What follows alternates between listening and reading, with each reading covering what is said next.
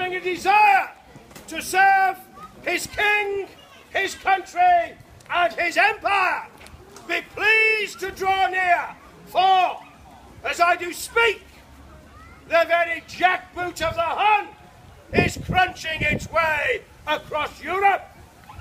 They already occupy most of Belgium. They occupy a great part of France. And I tell you, if we do not stop them, they will be here, in your towns, in your villages, in your homes. Who would you rather see marching down your streets? The evil Hun or the soldiers of your king? For I say again, if we do not stop them, they will be here.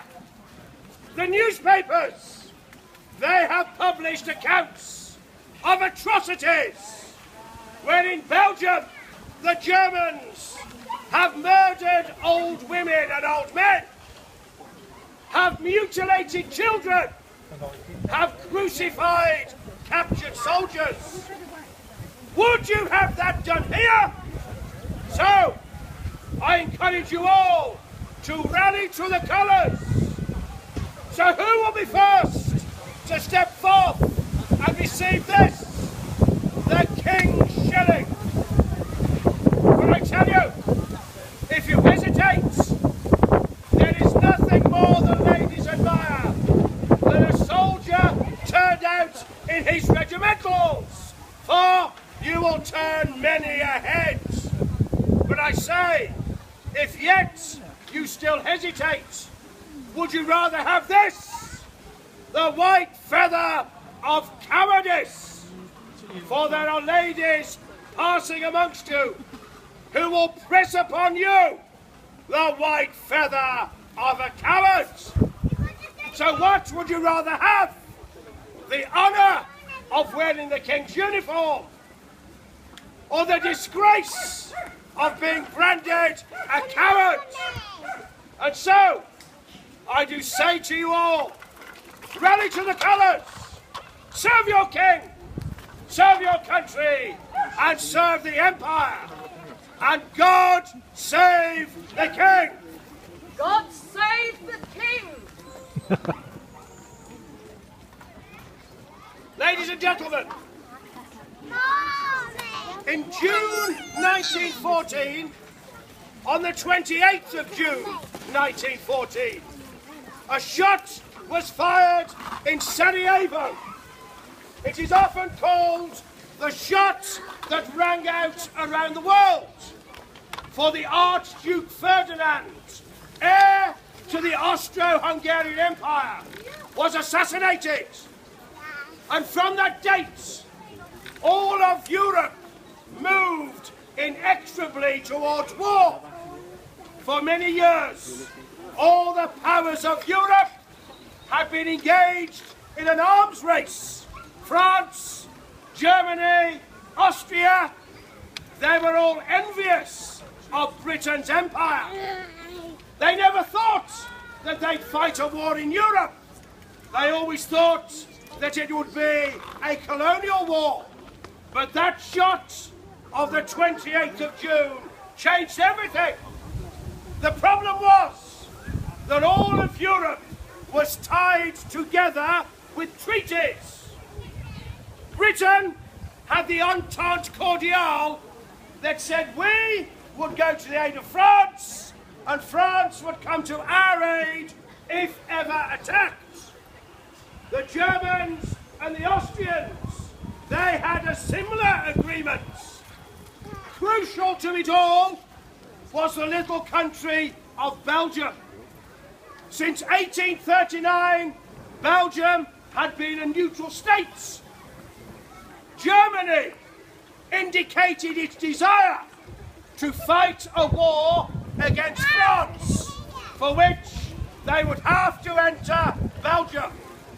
Britain wished to assure the Germans would recognise Belgian neutrality. The Germans refused and invaded Belgium and then France. And on the 4th of August, 1914, Britain declared war upon Germany. At the time that war was declared, the Austrians and the Germans counted their army in millions. In Britain, we had an army of 700,000. Britain had the third smallest army in Europe. Only Portugal and Montenegro had fewer troops. But the problem was, of that 700,000, only 150,000 were available for deployment. The rest existed on paper as reserves. We had a woefully inadequate army. The Entente Cordiale said that Britain had to send 120,000 men to France. This became the British Expeditionary Force that landed in France and then in Belgium in August 1914. The Kaiser said to his officers that they were to brush aside this contemptible little English army. And from then on, the British soldiers took as a badge of honour the title, the Old Contemptibles. In August 1914, the Earl Kitchener, Minister of State for War, he authorised immediate recruitment, and fellows such as I, recruiting sergeants, toured the country beating up for recruits. Kitchener wanted 500,000 men. Recruitment was so brisk that on average 33,000 men a day joined the colours. By January 1915, 750,000 men had rallied to the colours and joined the army. We were looking for men aged 19 to 30, of a minimum of 5'6" in height, with a chest no less than 35 inches. Thousands of men rallied to the colours, but within days and weeks, news of casualties was so great that the desire to enlist started to fall away. And so they reduced the height to 5'3" and then to 5 foot. They created bantam battalions, shorter men who would fight together. They increased the age to 40 and beyond. Between August 1914 and 1916, 2.6 million men rallied to the colours. Up in Liverpool, the Earl of Derby, who had great estates, founded the idea of Pals battalions in the belief that men would be willing to fight if they could be assured of going to war with their friends. Entire streets, entire football teams, entire workforces in factories all volunteered to join the Pals. You have the Liverpool Pals, the Manchester Pals, the Birmingham Pals. All over the country there were Pals regiments. The problem is that when you have men from a small area, when the casualties come in, those areas suffer disproportionately. In 1916, the British government introduced for the first time conscription, obliging men to join the army whether they liked it or not. And between 1916 and November 1918, 2.7 million men were conscripted into the army. For the British Army, the first shot fired by a British soldier on mainland Europe was fired on the 23rd of August 1914 near the town of Mons. It is significant to note that the last shot fired by a British soldier of the war was at 9:30 on the morning of the 11th of November 1918 on the self-same streets. The first and the last shots of the war for Britain were fired in sight of each other. It's as if the war had gone in a great big circle. And in the 4 years and the 3 months that the war lasted, in excess of 800,000 British men were killed or lost and never came home. Of the Empire, of Canada, Australia, New Zealand, South Africa, the Caribbean islands and the African states such as South Africa, they sent troops in their thousands, but it was India that sent more troops than any other country of the Empire. At the end of the war, British and Empire casualties numbered in excess of 1,200,000 dead or lost. These are the very real figures of the First World War. And I'm sure that all of you do not have to look too far back in your families to find fellows who served and perhaps even died in the First World War. And this being the 1914 anniversary, it is fitting that we remember the sacrifice made by those men, ordinary men from Britain, lest we forget. Now, good gentlefolk, I am going to conscript all of these young fellows to take up guns and to be drilled as soldiers of the King. Take a gun, sir.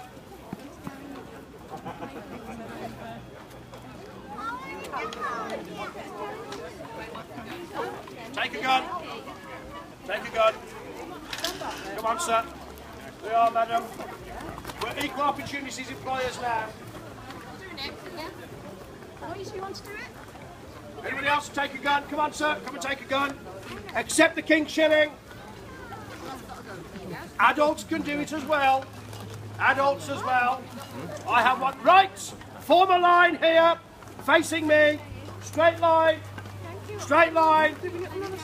Form a straight line. Any more soldiers for the King? Make a gap between you. Shuffle along and make a gap. Shuffle along, move along. Right. You slovenly soldiers. You take the gun in your right hand like so. You place the gun by the side of your right foot with the trigger guard facing out. Have a gap between your feet. Your left hand goes across your back like so. I'm going to give you a command now. The command is squad. Very good. Squad. Attention. And when you hear it on the word squad, you brace yourselves. Squad. Attention. And with that, you bring your left foot to your right and snap it down. Your left hand comes to your side in the form of a fist with a thumb on the top, as you were. As you were. Guard! Attention! Pulling the gun into your side. You're now going to slope arms. Wait for it. I will demonstrate on the command. Squad! Slope arms! You pick the gun up. You bring it across your chest onto your left shoulder. Bring your right hand down in the form of a fist with the thumb on the top. As you were. At the attention. As you were, sir. Put your gun down. You slovenly soldier. Squad! Shoulder! Arms!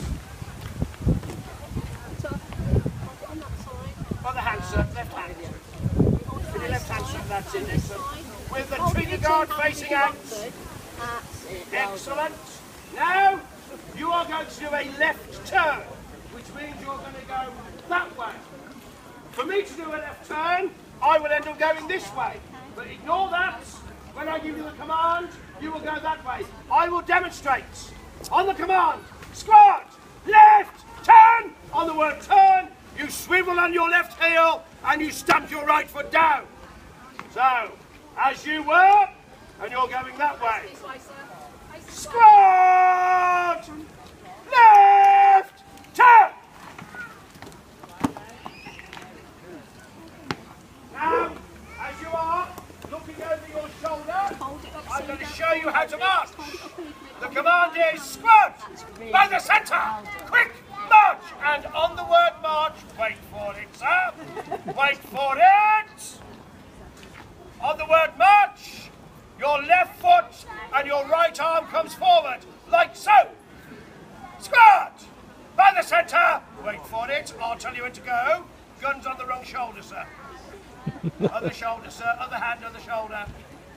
Squad, by the centre, quick, march.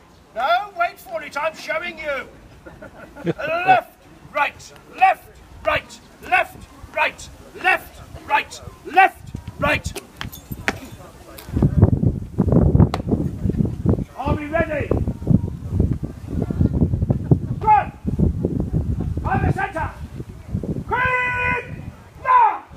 Left, right, left, right, left, right. Pack up your trouble in your own big bag and smile, smile, smile.